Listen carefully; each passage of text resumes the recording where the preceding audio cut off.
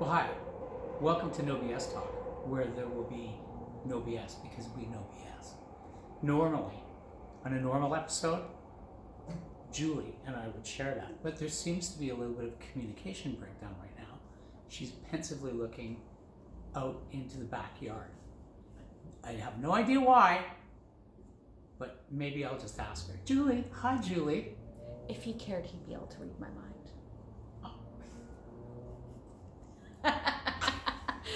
I don't ever give anybody the silent treatment. You get to know how I feel. Holy cow! Hi, Brad. Wow. I wish I could. I need to sit down. Okay, so welcome to this episode of KBST, all denim radio, all the time. What just happened? Oh, your remote. I'm Brad Lovell. This is Julie Turner. Hi, Julie Turner. Julieturner.ca. We're going to talk a little bit about communication here today. Ooh.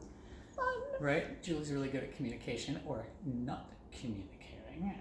I'm very good at communication. So not always do people embrace my style of communication. However, I'm really good at doing it. Yes, you are. Yes. Everybody has their thing. Yes, absolutely. So in our last episode. So what was the topic? Yeah. Yeah. In our last episode, we pulled thing out of our thing. From the magic thing. helmet. Because we're winging it here.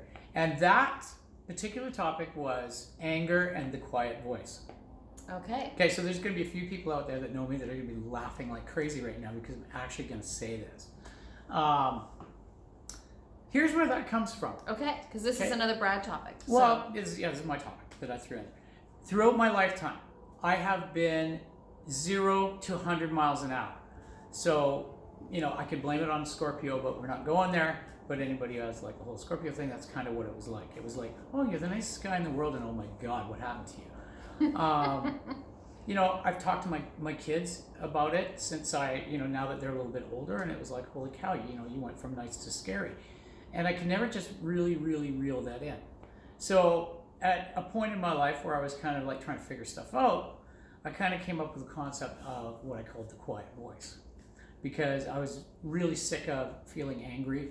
I wasn't angry all the time, but I was trying to find ways to deal with this because it was detrimental to me as a person in my relationships with everybody and everything. And within you. Like I remember being 20 years old. I remember this. And Mike, wherever you are out there, one of the guys in my band, he actually admitted to me that the guys in the band would figure out ways to piss me off just to watch me go off. Because it was so entertaining for them to watch me lose my shit.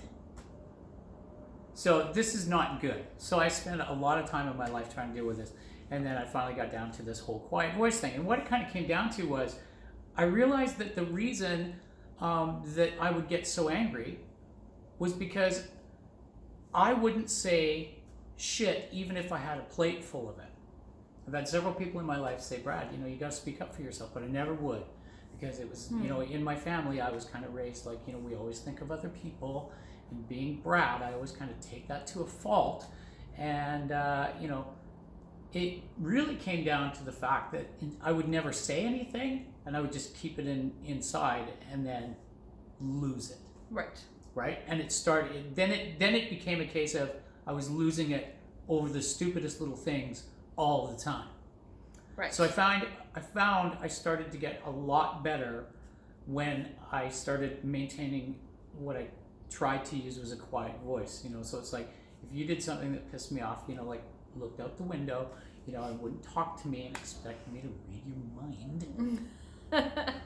Nobody wants to get up in here. It would be it's very noisy. It's very loud. It would be much better for me to try and create a constructive conversation about that and just explain the way I felt. And I'm still not perfect at this. I'm still not perfect at saying what I feel. But at least as far as the anger part of it, it really helped. Now maybe it's, I got a little bit older, but I did put a lot of work and thought into it. And it's just kind of like, if I can confront situations like that with a quiet voice, and I use that mentality, I find I don't get so spinny. Interesting. So I was raised with a mother who said, if you can't say anything nice, then don't say anything at all. Mm-hmm.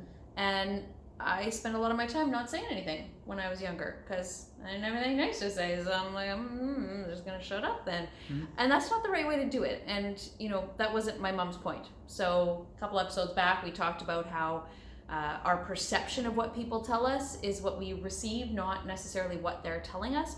So when she said, if you can't say anything nice, don't say anything at all, which is from Bambi, it's Thumper, then what she meant was think of something nice to say, not shut up, but I took it as shut up. So anyways, I too spent a lot of my life not saying anything and then losing it. But the way I lost it was to walk away.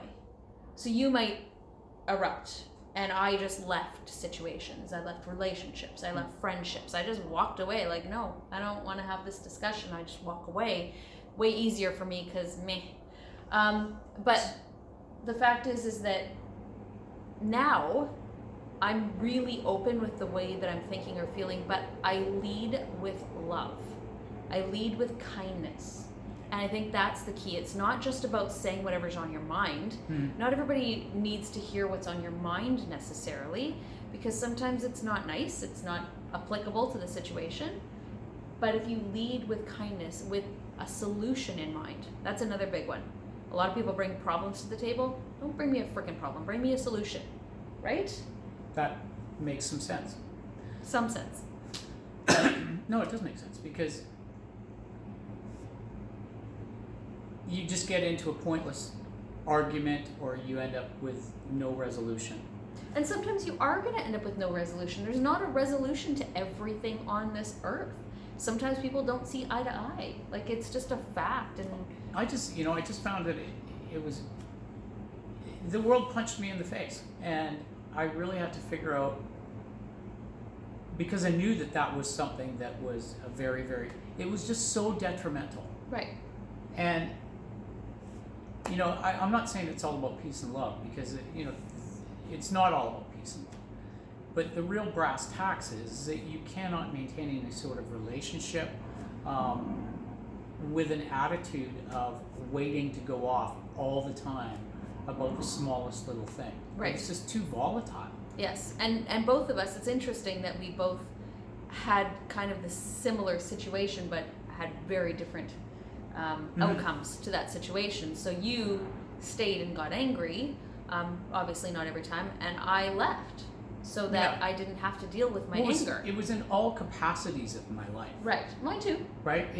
Mine too. It's like, walk away. oh, this, I broke a guitar string. Right? It was just so manifested in my life. And I really ended up growing to hate it, and it had become just like this horrible habit.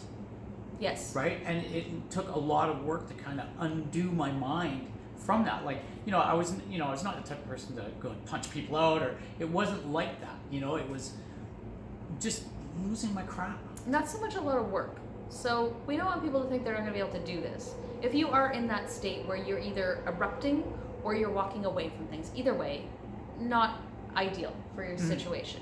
Awareness is key. Awareness of, all these things kind of start in our emotions and then they move into our body. So before you would explode, you probably felt something in your body. Maybe something welled up in your throat. Maybe because that, for me, for sure, my throat would get tight because you're not speaking your truth, and your body actually does react that way, strangely enough. So start to learn your triggers and realize, okay, I'm going there. How do I not go there? And whether you want to call somebody like myself or somebody else, but just start being aware. And sometimes that awareness will take you away from the actual really hardcore anger, because you're like, oh, I'm doing this again. Interesting. So the anger kind of dissipates. So just little tips and tricks. Yeah, or at least something to send it.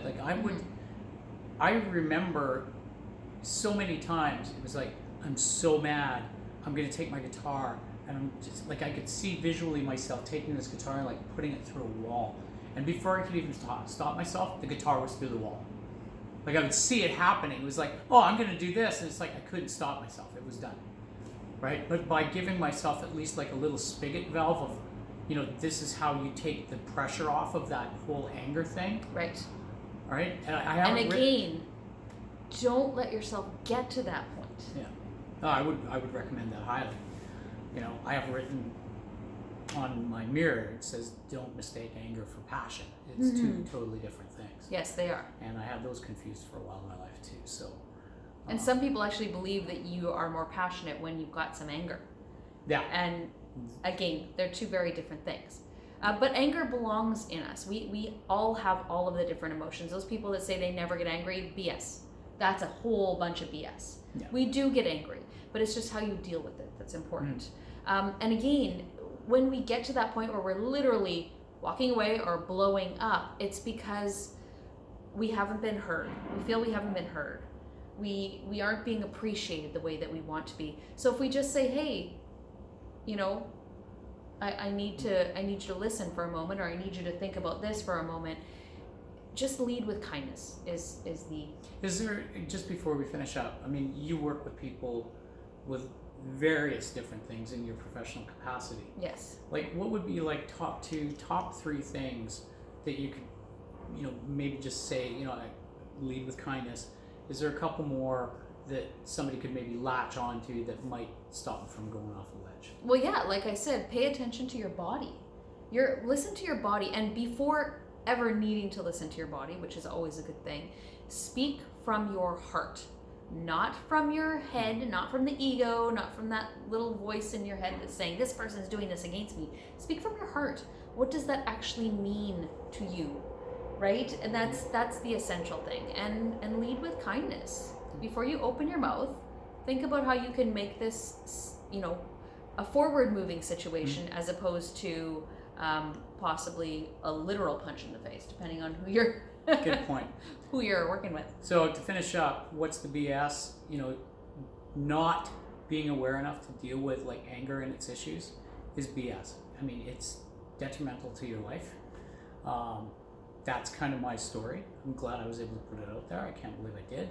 But thank you, Brett. Thank you for your your approach and guidance on that. Absolutely. Thank you guys so much for watching. And if that resonated with anybody, which I'm sure it will resonate with a few of you, and you have any questions, please feel free to reach out.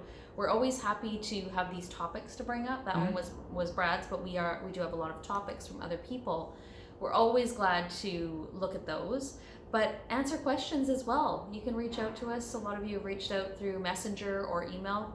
Happy to hear from you. You can reach me at Julieturner.ca. Brad at bradlevelmusic.com. Awesome. Before we go, should we draw next time's topic? No. No? It's my turn to look out the window pencil.